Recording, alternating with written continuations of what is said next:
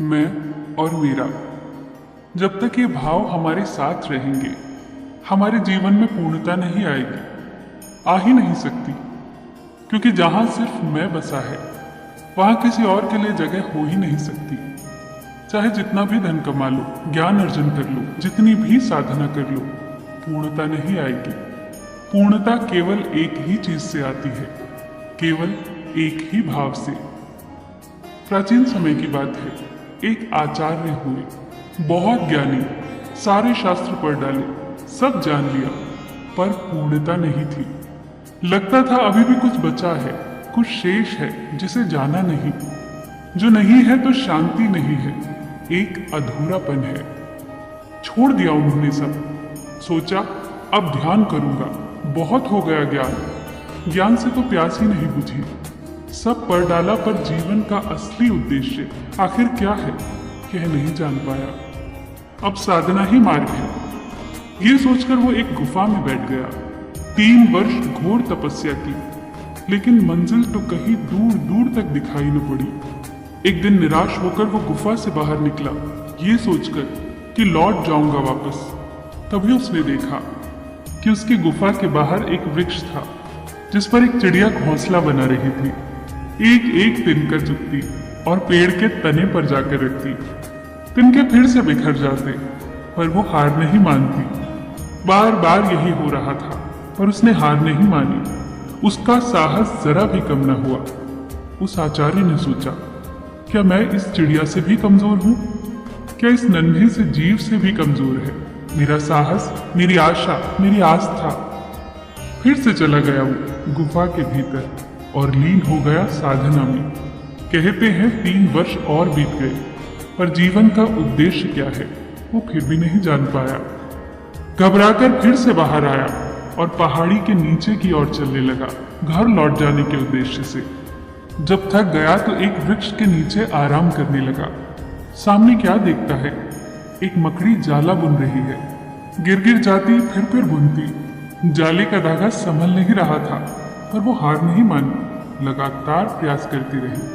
आचार्य ने सोचा, जब मकड़ी नहीं हारी तो मैं क्यों हारूं? शायद भगवान मुझे इशारा देता है, फिर से प्रयास करने को कहता है। तभी तो मुझे कभी चिड़िया दिखती है तो कभी मकड़ी। कहते हैं वो फिर से चला गया गुफा के भीतर। कई वर्ष और गुजर गए। उसने अपना पूरा प्रयास लगा दिया, पर हाथ कुछ नहीं लगा। परेशान होकर वो फिर बाहर निकला और इस बार सोचा कि अब किसी के जाल में नहीं फंसूंगा। चाहे चिड़िया दिखे या मकड़ी या परमात्मा कोई भी इशारा दे, मैं फंसूंगा नहीं। मैंने अपने जीवन के कितने वर्ष दांव पर लगा दिए, पर कुछ भी हाथ नहीं आया।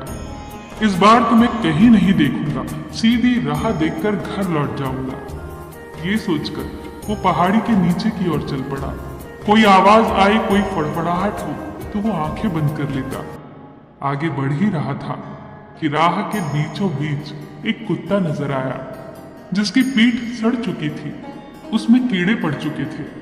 उस जीव को देखते ही उस आचार्य के मन में करुणा जाग उठी। लाख जतन करने के बाद भी वो वहां से जा न सका, वहीं बैठ गया और उस जीव के घाव से कीड़े अलग करके घाव को साफ करने लगा। वो आसपास लगे जड़ी बूटियों को तोड़ लाया और उसका रस घाव पर लगाया। वो सब भूल गया, अपना ज्ञान, परमात्मा के लिए ध्यान, सारा संसार सब भूल गया। उन पलों में उसे वो मिल गया जो ना तो इतने वर्षों के परिश्रम से, ज्ञान से मिला था, ना ही ध्यान से मिला था। उस पशु के घाव धोते वक्त उसका सारा अहंकार उसी में तिरोहित हो गया। अब उसके अहंकार की जगह ले ली सेवा भाव ने, परोपकार ने। यही तो वो भाव थे जो नहीं थे उसके जीवन में। इतनी पूर्णता उसने कभी महसूस नहीं की थी जितनी इन क्षणों में की। आप जितने भी ज्ञानी हो, ध्यानी हो, धनी हो, कितने भी शक्तिशाली हो, आपके जीवन में पूर्णता तब तक नहीं आ सकती जब तक आपके जीवन में परोपकार का भाव न हो। हमारे जीवन का असली उद्देश्य यही तो है।